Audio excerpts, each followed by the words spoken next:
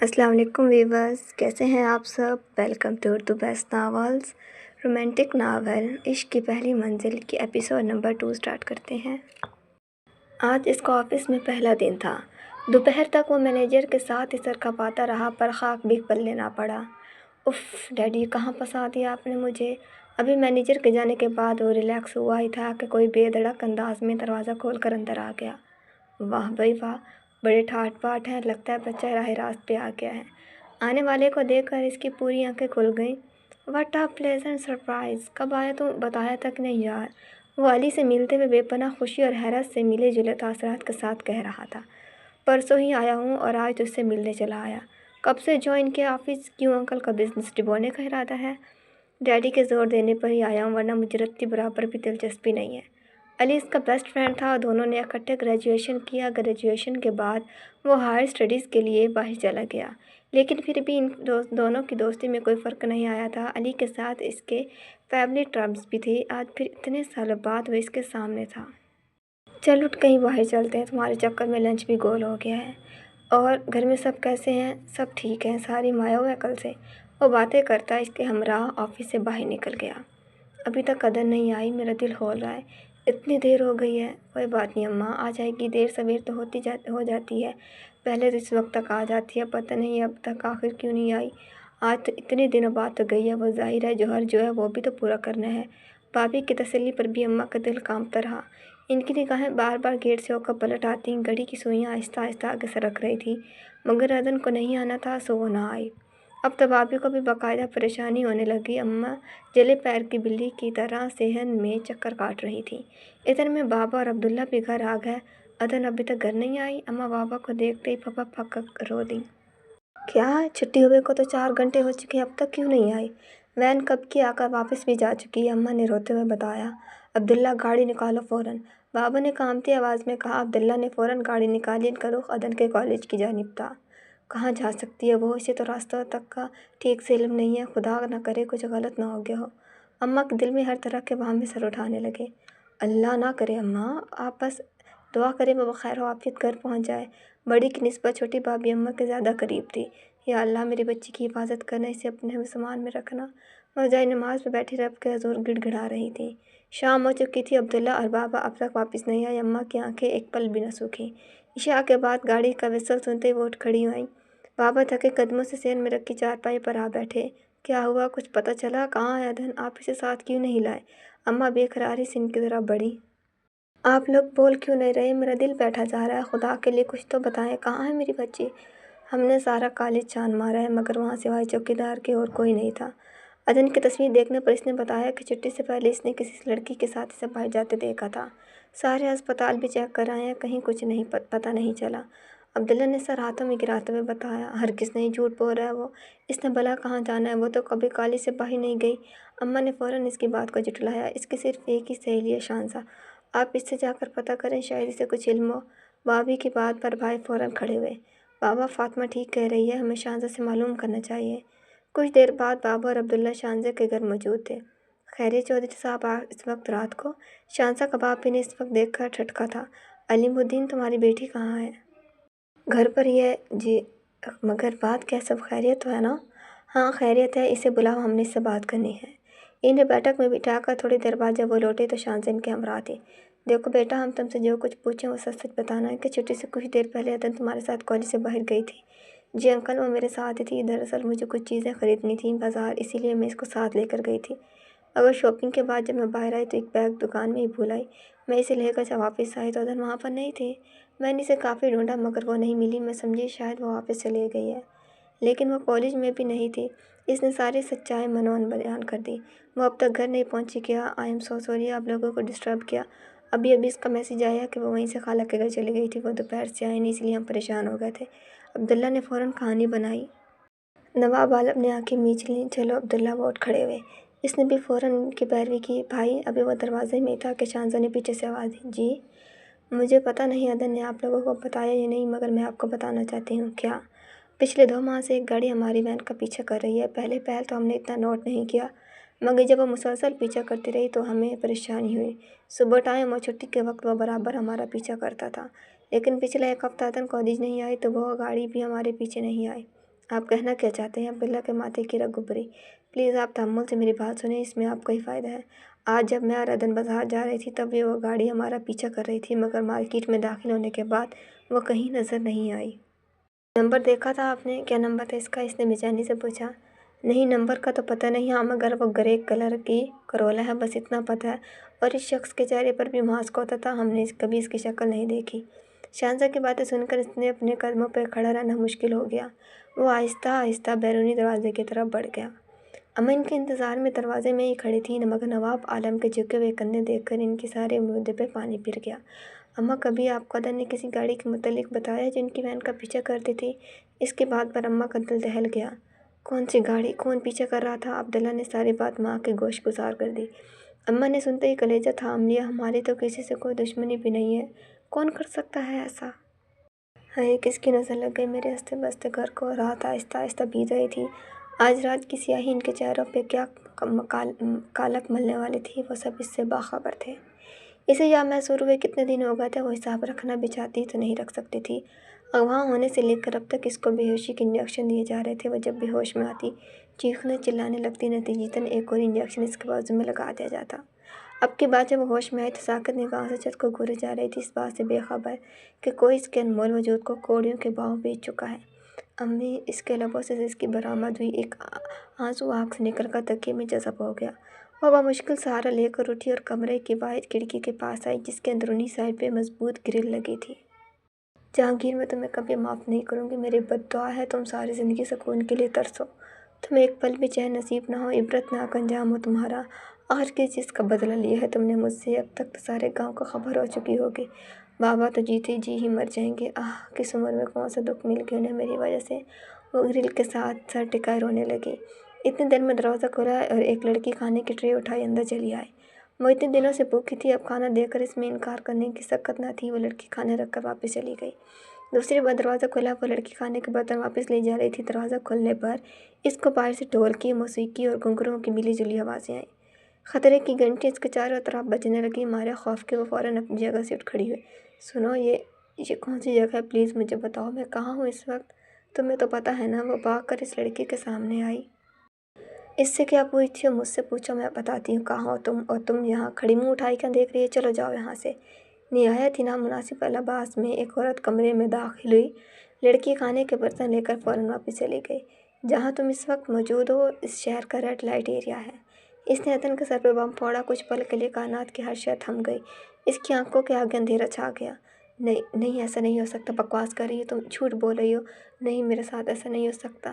ساتوں آسمان ایک ہی مرتبہ اس کے سر پہ ٹوٹ پڑے۔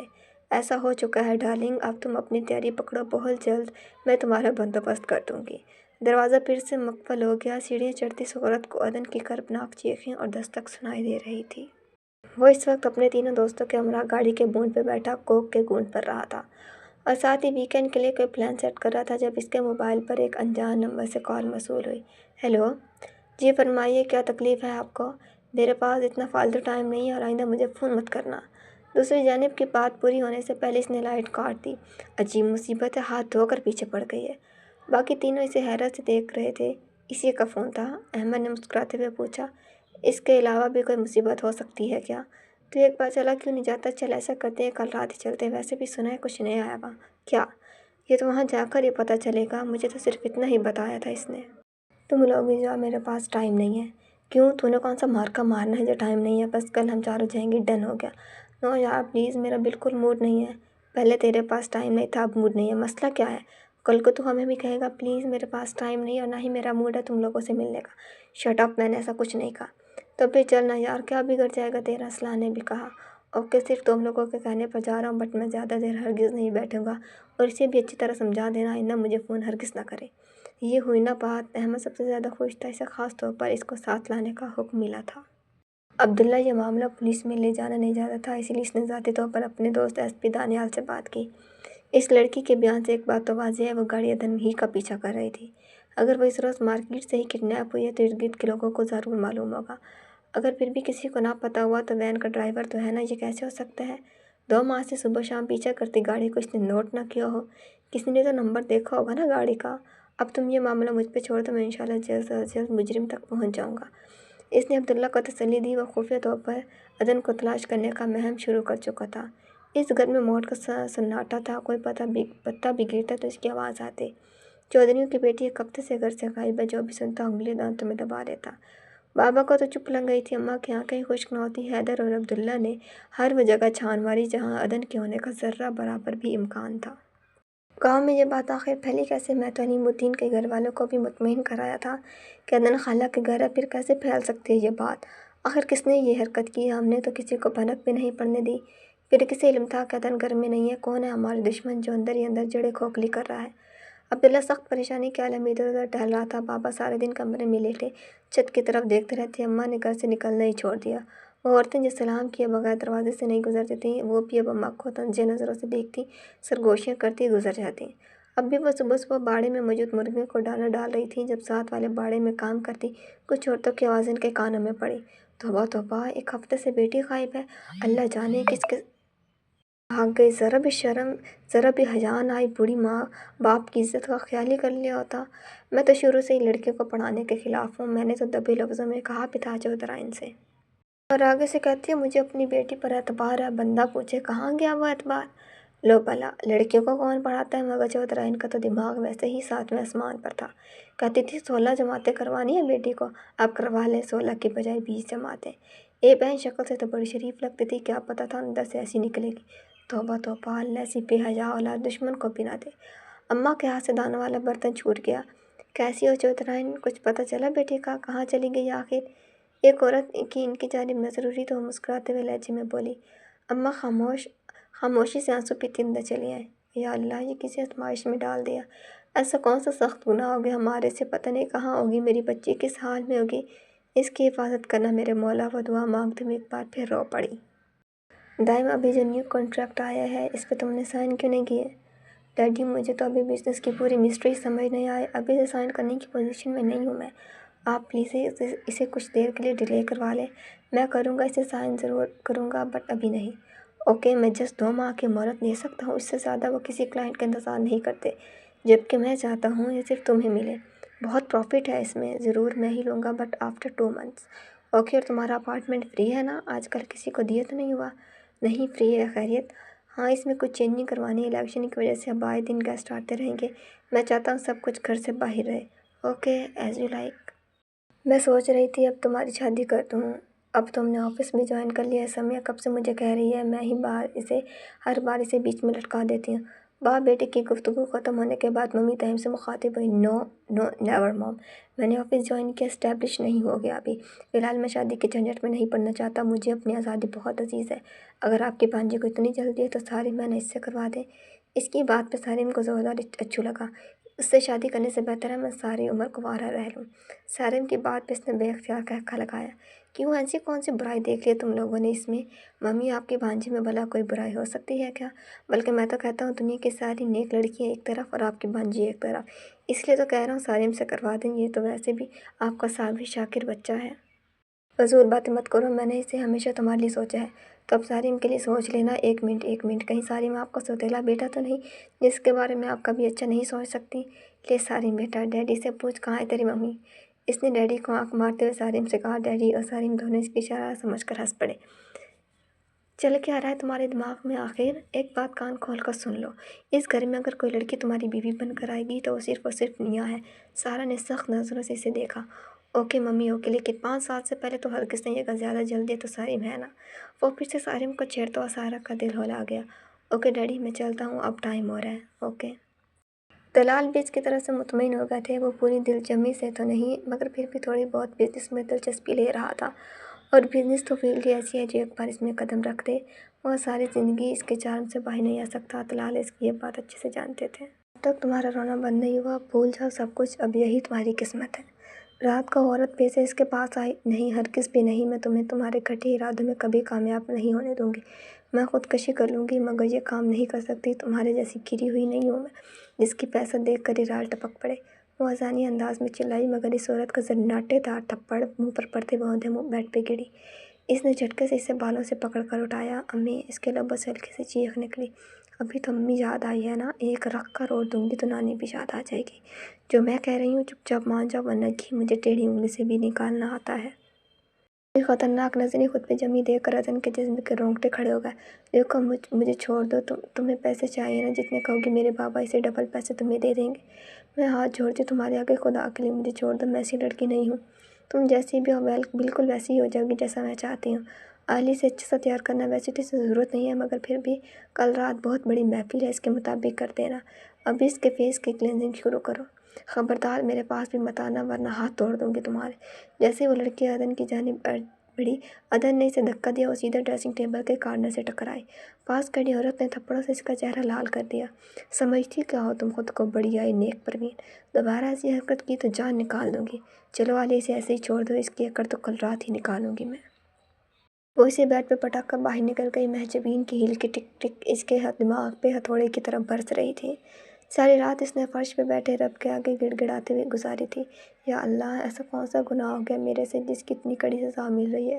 یہ کس امتحان میں ڈال دیا مجھے؟ پلیز اللہ پلیز میرے دامن کو داغدار ہونے سے بچا لیں، میری مدد کریں۔ صرف آج کی رات ہے، میرے پاس کیا ہوگا میرے ماں باپ کا؟ وہ تو کبھی دنیا والوں کے آگے سر نہیں اٹھا سکیں گے۔ میرے نامہ اعمال میں کوئی ایک نیکی بھی موجود ہے تو اس کے بدلے مجھے یہاں سے نکال دے۔ اس آزمائش کو ختم کر دے، میری عزت کی حفاظت کرنا میرے اللہ۔ وہ ہاتھ اوپر کی جانب اٹھائے بند آنکھوں سے دعا مانگ رہی تھی۔ آنسو اس کے ہاتھوں کے پیالے میں جذب ہو رہے تھے۔ صبح ہونے تک وہ فرش پہ اکڑوں بیٹھی رہی۔ مہجبین نے کمرے سے ہر چیز اٹھوا دی تھی جس سے وہ خود کو کسی بھی طرح کا نقصان پہنچا سکتی۔ ہر آدھے گھنٹے بعد کوئی نہ کوئی لڑکی آ کر اس کی خیریت کی یقین دہانی کر رہی تھی۔ وقت تیزی سے گزر رہا تھا۔ وہ بمشکل اٹھ کر بند کھڑکی کے پاس آئی۔ کہیں کوئی روزہ نظر نہیں آ رہا تھا۔ مجمع کی دس آوازوں پر بھی نہیں اٹھتی تھی۔ اپنی نیند اس سے کوسوں دور تھی۔ اس نے پھر سے آنکھیں بند کر کے دیوار کے ساتھ ٹیک لگا لی۔ تمام مالدار لوگ آج رات کی محفل میں شرکت کے لیے جمع ہو رہے تھے۔ مہجبین نے ہر کسی کو دعوت دی تھی۔ کیا ہے یہاں پہ؟ بلا وجہ منہ اٹھا کر آ گئے ہو تم لوگ؟ میں جا رہا ہوں، مجھ سے نہیں بیٹھا جا رہا۔ وہ بیزار سے آنے والے لوگوں کو دیکھ رہا تھا۔ عجیب سی قسم کی بے چینی ہو رہی تھی۔ کیوں تمہیں جا کر کس جگہ کا افتتاح کرنا ہے؟ تھوڑی دیر بیٹھ جا، چلتے ہیں۔ پھر احمد نے اسے بازو سے پکڑ کر واپس بٹھا لیا۔ لوگوں کی مٹ بھیڑ دیکھتے ہی مہجبین اٹھ کر باہر چلی گئی۔ اس کا رخ تہہ خانے میں بنے کمروں کی جانب تھا۔ ایک جھٹکے سے کمرے کا دروازہ کھلا۔ ادن کا دل اچھل کر حلق میں آ گیا۔ چلو، کہاں لے جا رہے ہو مجھے؟ تمہارے ولیمے پر لے جا رہی ہوں، بن نورانی، چلو گی نا؟ مہجبین نے سختی سے اس کو بازو سے پکڑ کر اٹھایا۔ خدا کے لیے مجھ پر رحم کرو، مجھے کہیں نہیں جانا، مجھے پلیز مجھے چھوڑ دو۔ منہ بند کرو اور خاموشی سے چلو، زیادہ چوں چرا کی تو ٹکڑے ٹکڑے کر دوں گی۔ اس نے زور سے اسے بالوں سے پکڑ کر جھٹکا دیا۔ نہیں، کہیں نہیں جاؤں گی میں، چھوڑو مجھے۔ وہ اسی طرح سے گھسیٹتے ہوئے کمرے سے باہر لے گئی۔ جاری ہے۔ تو ویورز، کیسے لگے آپ کا ایپیسوڈ کمنٹس میں ضرور بتائیے گا۔ اگر آپ نے ابھی تک چینل کو سبسکرائب نہیں کیا تو جلدی سے سبسکرائب کر کے بیل آئیکن کے بٹن کو دبا دیں تاکہ نئے آنے والے ناولز کی اپڈیٹ آپ کو ملتی رہے۔ انشاءاللہ جلد ملاقات ہوگی نیکسٹ ایپیسوڈ کے ساتھ۔ اپنا خیال رکھیے گا۔ اللہ حافظ۔